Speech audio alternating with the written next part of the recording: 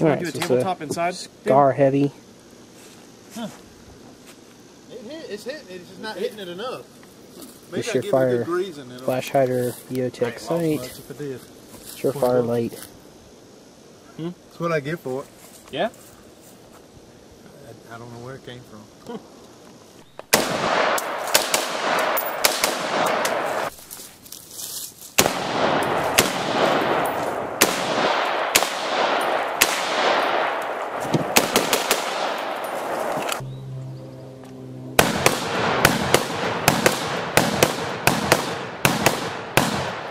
They both feed brown bear, that's good.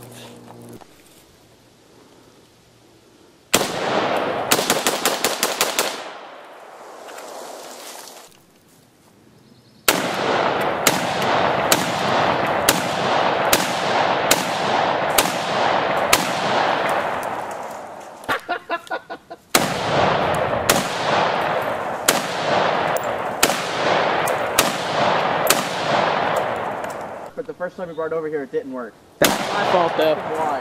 Yeah.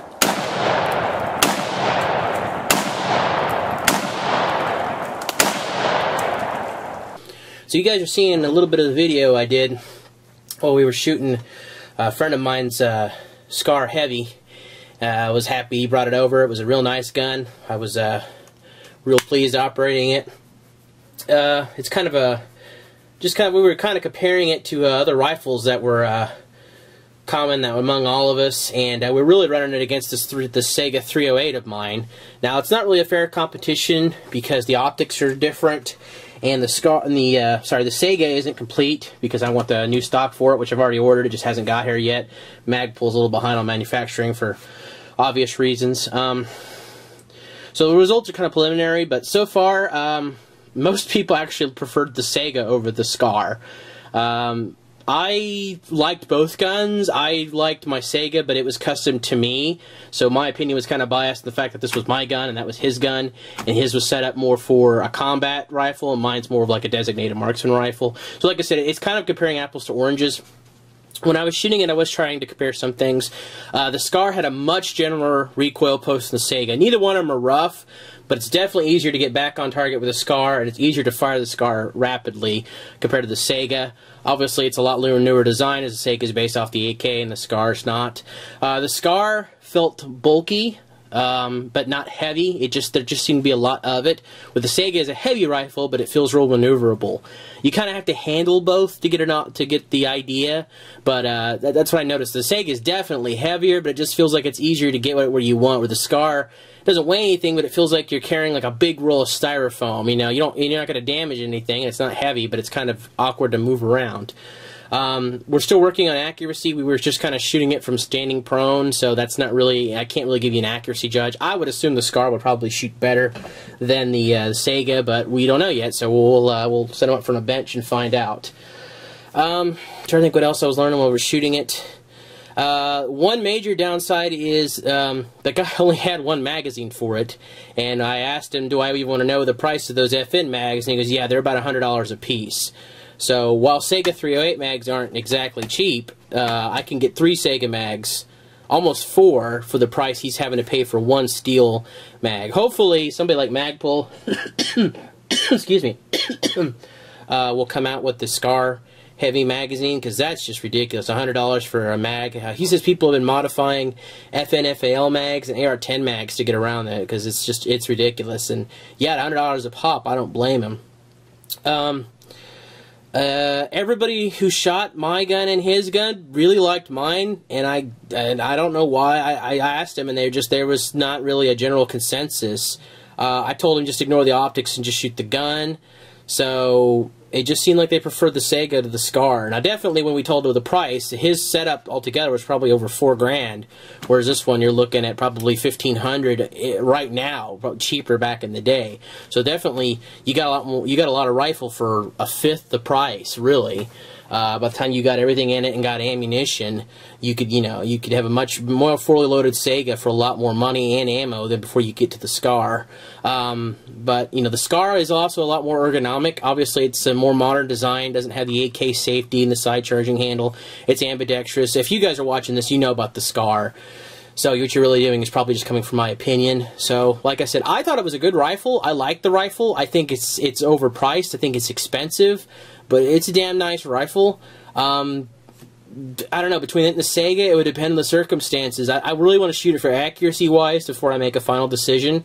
As I said, I think the SCAR would be more accurate than the Sega, but I mean, the Sega is on an AK Action, so which one would you rather have? So, I don't know, it's just some preliminary. I wanted to put some videos of you guys showing. I do actually do a lot of testing. When I go to the range, that's my time, and I don't really film it. And as you notice, I'm very rarely in any of the videos shooting because I just like to film. I don't really like to be on camera.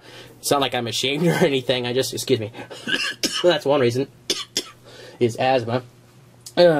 I just don't like, I've never been like a person to be on camera, so I am shooting the gun. I just do the filming when I get other people to shoot it, and I like to give it off to different shooters and have them test it and feel it. That way you get more of a broad consensus. You know, if you like everything, that's okay for you, but you need to get more people. That's why some of these reviewers, I kind of wonder when they recommend something, if they're the only person shooting it, you know, that really limits the recommendation down. They might like it, but you might get it to somebody else who just doesn't. I'll give you an example. I had a Springfield XD 9mm pistol. It was a great pistol, felt really good in the hand, it was nice, it was a subcompact model. I couldn't hit anything with it. Every time I'd shoot at a target, I'd be high, I'd be low, left, right. I could not make a group to save my life. I put my SIG 229 back in my hands, and I could shoot incredibly well. I've gotten 4 groups at 50 yards at that close. And that's not just me, that's the gun. That's a really good gun. It'll make anybody shooting look good. So, you know, I took the pistol and I sold it to somebody, and he immediately started, you know, shooting his groups as good or better if I could than my 229. The gun was it felt better in his hands, he said. It just felt like it made part of his hand. There's nothing wrong with the gun. It was a great gun. I just couldn't hit anything with it, so there was no point. So I sold it to its new owner, and he loves it, so. Excuse me. God, I'm going to get something to drink. So that's what I'm saying is you really need to compare it and with other people. So anyway, I hope you guys found this video useful. It's just kind of an in-between while I'm working on some other projects. I finished up my Ruger 1022 today for the most part. I'm still not a fan of Duracoat after using it again. I can remember why I don't like using it. We'll get to that when I do the video on it. So anyway, if you guys got anything you want me to talk about or you want to see, let me know. That's most of the footage. I've got some other ones. I got some video of a guy who had an SKS set up like an SVD with the Dragunov style stock and optic. I got a little bit of shooting that. That was fun. I've got an H&K USP40 we're going to cover here pretty soon. My brother has worked on his Galil that I bought for him a little bit, so we got a new front sight, some night sights, and we're working on something for the bolt carrier, which we'll show you guys when we get all done. So I've got other stuff lined up. Right now I'm tied up for money, so I'm having a hard time, you know, just getting people together to shoot. The whole point of me doing a Ruger was because, you know, if I could find rimfire, I can afford it right now. So until I get a better, more stable employment, it's going to be a while before I can get any new guns. So anybody knows anybody on the south side of Atlanta who's looking for somebody, let me know. I'm not really desperate. I got enough to pay bills, but I'm looking for another job right now. So anyway, I'm sorry. I'm kind of rambling. I don't want to bore you guys with my issues. Hope you liked the video. Let me know if there's anything you want to see. If there's anything on the previous guns I've got you want to see. I've got lots of spare time, so if you want something to be made, let me know. Alright, I think I've rambled long enough. I'll see you guys later.